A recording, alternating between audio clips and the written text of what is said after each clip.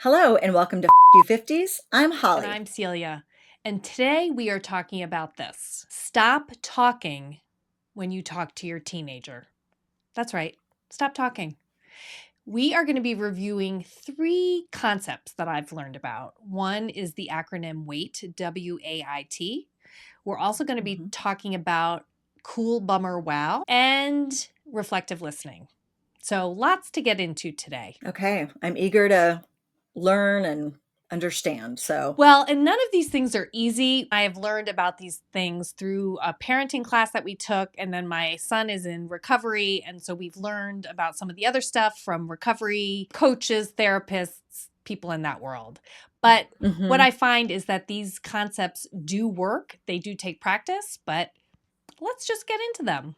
Okay, so Okay. WAIT, WAIT, what does that stand for? Any thought? Other than the obvious? No, tell me. It stands for why am I talking? So here's the Oh, thing that we're learning that you want to just take the time to stop and listen. And that's it. If your kid is coming to you with an issue, we are so quick to want to fix. I want to fix. I want to hear my own voice. The more mhm. I talk, the more I feel like I could actually get somewhere. Sure. Yeah, absolutely. I mean, I also think that's a byproduct of you raise your kids for so long as kids, right? They're with us for, I don't know, 12, 13, 14 years, more as children that do need fixing, that do need help, Yes. a little bit more help. And suddenly we're not supposed to talk to We're them. not supposed to solve their problems, right? Because I think it's that Right. transition into somewhat of an adult that they need to start Hmm. figuring this shit out by themselves, right?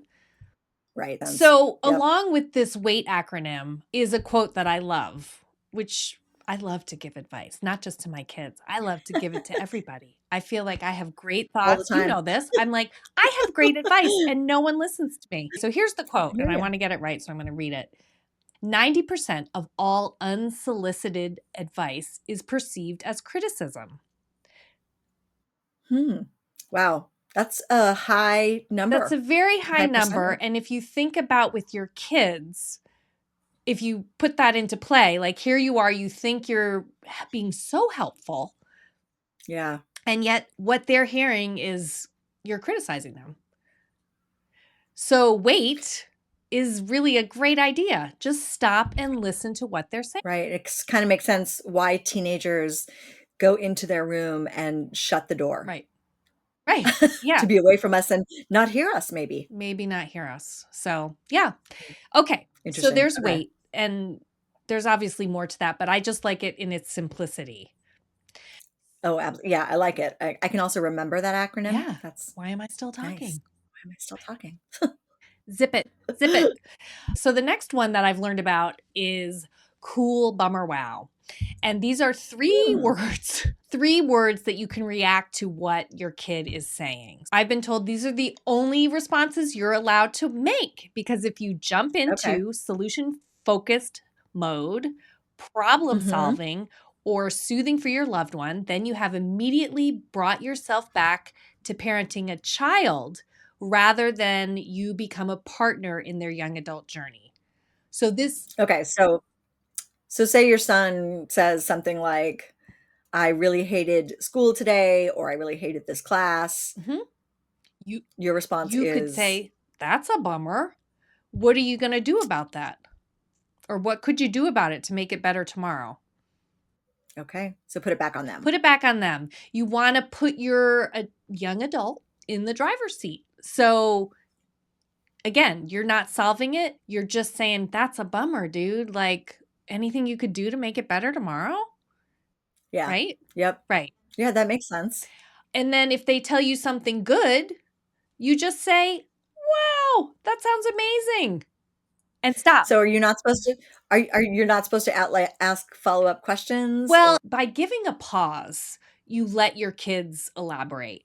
You just let them okay. say more. And here's what I found with all these things that we're talking about. You have to practice them, but we have Mm, this amazing tool, and I'm usually down on phones. But I have found practicing them over text really helps me like get the words right and what I want to say And Holly, it works. Like if you say, well, bummer, they might text you back something, or they might, wow, Okay. that sounds amazing, and wait and see if they say something else. I mean, this is obviously can be done in person, but I think practicing over text is really great. Yeah, I mean, I will say I have a friend of mine who often texts her son. She's like, downstairs on the couch, he's upstairs in bed, and they text all the time. They're more free to share, and I think I don't know if you're like this, but I am more selective in my words if I'm texting Mm, versus just barfing up right. unsolicited advice, which is perceived as criticism. Yes. So Yes. Okay. yeah. I get And then that makes cool sense. is just like they tell you something that happened at school and cool. Like, and you can ask an open ended question, but that doesn't drive the conversation in a specific direction. You want to let Okay. them lead.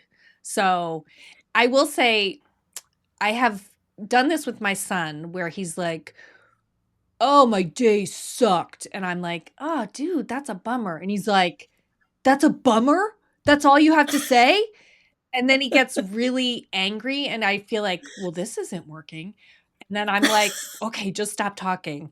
And he either says more or he just stops complaining about his day, both of which are, to me, positive Okay. outcomes, right? Yeah. I mean, if they stop talking about it, as long as it's not, I guess, creating a bigger issue Right. by not talking about it. But I think in Yeah. the past, before we've put these things into practice, it's almost like he's feeling pretty lousy. He wants to bring us down to his level. He's trying Mm, to pull us into the drama or the roller coaster or whatever you want to call it. And we yeah. always went in, we always went on the ride. And so we're changing our family dynamic a bit. But I think in the long Mhm. run, it's going to be healthier. That makes sense to me because I know that, teenagers, that great psychologist, Lisa Oh, Damore, yeah. she always talks about how teenagers share stuff with you to dump on you, Hmm. to sort of give it away. But this is almost like you're giving it back to them to deal with, I guess. Right. Does that make And sense? start to absolutely to practice adulting, if you will. And we Yeah. did an episode, we'll link it here, on her book Untangled. Untangled. Yes. Yes, such a good book. And talked about a lot of her quotes, just amazing advice. Definitely. There's not a lot on the web about Cool Bummer Wow. I don't know if it's like a secret society thing, but I did find one article, and this woman added one more thing to Cool Bummer Wow, which was new to me, Okay. but it's ouch. Oh, is that when they're mean to you? I think it's more when something sad or bad is happening to them because it's like, ouch, that's painful. And she says, Okay. this one is often the hardest. You want to relieve discomfort for your child. And Mm, we've both been there recently. You need to allow them to experience their own discomfort and work through it. Otherwise, and certainly there are limitations to that, but just yeah. friend drama, for instance, on a Yes. basic Yes. level. Otherwise, how are they going to survive when you're gone? Seriously, she says. Right. So, cool bummer, wow, ouch. But all of this, Mhm. again, very limited talking. Now, if you just have to hear your own voice, I understand. I've been there. You can go into reflective listening. And I mean, there's a Okay. lot to discuss about it, but I just want to go over the basic premise of reflective listening. And I think, everybody has a general idea about it, but it's you're repeating what they're telling you, you're paraphrasing, and you're reflecting the feelings.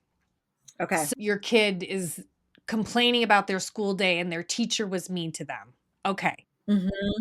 It sounds like you've had a tough day and that you didn't like your teacher being mean to you and it made you feel kind of sad. Okay. Yeah, so very much like a therapist, Right. almost like And then you that, stop. "I've heard you." Right. Yeah. You're not, again, you are not giving advice. You are Mhm. repeating what you're hearing, you're paraphrasing it, and you're reflecting the feelings you are hearing that they're feeling. This Okay. is also a good one to do over text, I have found. There's a lot more on reflective listening, and it almost, to me, would need a whole episode of ours to like go into examples and kind of role play Yeah. and practice, but we're just doing an overall idea or, Mhm. these 3 ideas today. And Yeah. ultimately, I really think this helps them and it improves your dialogue and communication back and forth. And these tools really end up being positive things. Right, for both the child, because you're helping them grow, and yourself, because you're maybe not taking on as much of their Yep, stress and carrying that, which especially when they're teenagers, when you put this into action, it can be pretty heavy it can. and hurtful. Very hurtful. Very hurtful Hence our mean teens, episode. our Yeah. mean And I'm teens still living episode. with now not just my daughter, but also my son. So I have 2 mean teens. Yeah. But yeah, Yeah. give it a try. Let us know what you think. That's all for today. Yeah, and good luck communicating with your teenager, because we all need We all help. need help. All right. All right, well, thank you, All right. Yeah, thank you, Celia. Bye.